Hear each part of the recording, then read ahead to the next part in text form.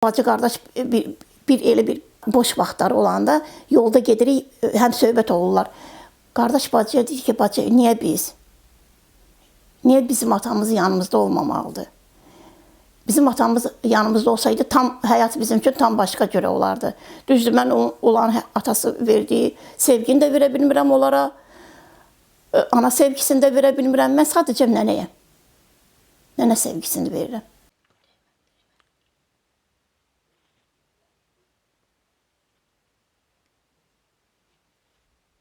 Gəlir həyətdə oynayırlar padruşkalarıyla.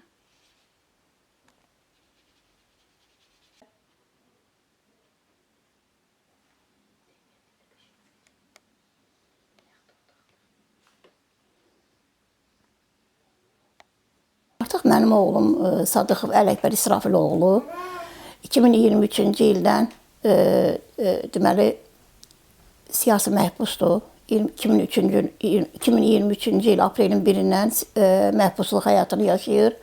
Mənim oğlum tək ataydı, himayəsində 3 övladı var idi. Yəni 3 övladına baxırdı. 3 ildir ki, mənim nəvələrim mənim himayəmdədir atalarından sonra. 3 ildir ki, onların bu 1 iyun uşaq bayramı atasız keçir. Çox psixoloji sarsıntı keçirdirlər və heç cür qəbullana bilmirlər atalarının həbsdə olduğunu. Saat 3 ilə 4 arası eşitdik biz oğlumun həbs olunmağını. Mən işdə eşitdim yəni bunu. İşdən gəldim onun övladlarına dedim. Onlar 2 gün ağladılar. Əllərini stola vuraraq ağladılar ki, bizim atamız, bizim atamız, bizim atamız. Yəni çox, nə deyim, çox psixoloji sarsıntı keçirdilər bu ilə. Hələ də o psixoloji sarsıntı, bu 3 ildir o psixoloji sarsıntı üstünə əlavə olunub ki, üstündən götürülməyib. Yəni o psixoloji sarsıntı ilə yaşayırlar. Oğlu boksla məşğul idi, oğlum tutulanda. Oğlum aparıb gətirirdi boks dərsinə, 5 yaşından məşğul idi. Özü aparıb gətirirdi. Hətta o tutulandan sonra mənim həmişə tutulmamışdan qabaq oğlu deyirdi ki, ata, mən Avropaya gedib, Avropada Azərbaycan bayrağı çempion olub, Azərbaycan bayrağını ucaltmağa çox niyyətliyəndə Avropaya gedəcəm. Hər zaman atası ilə həm söhbət olunda bunu deyirdi. İndi inansız daha dilinə də gətirmir. Dilinə də gətirmir ki, mən hardasa gedib bayrağımızı dalğalandıracağam. Sual verəndə ki, ay o da bu sözü daha niyə demirsən? Miskilli olur. Deyir ki, mənim atam şərlənərək tutulub. Uşağın axı nə günahı var ki, indəndən belə anlayışla yaşasın.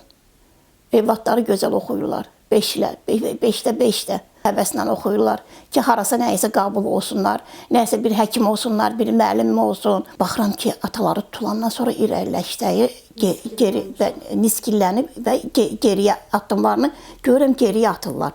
İstəmirlər önə gedələr. Oğlum tutulanda mənə zəng elədi, dedi ki, səni Allaha əmanət eləyirəm. Uşaqlarımı da sənə əmanət eləyirəm. Birinci dəfə görəndə şüşə arası idi. Yəni çox pis əllərini hətta şüşəyə belə söykədilər. Ata da o tərəfdə söykədir. Əllərini, 5 barmaqlarını bir-birinə söykəmişdilər. Atası oradan deyirdi ki, mən sizə enerji ötürürəm. Öz enerjimi ötürürəm sizə ki, enerjiniz güclü olsun. 2 aydı görmürdü tutulandan sonra, 2 aydan sonra görüş təşkil olundu bizə. Elə bir gəldilər bir-birinə deyirdi. O deyirdi ki, biri deyirdi ki, atamız arıqlayıb. O deyirdi, yox, atamın saçları çox ağırıb.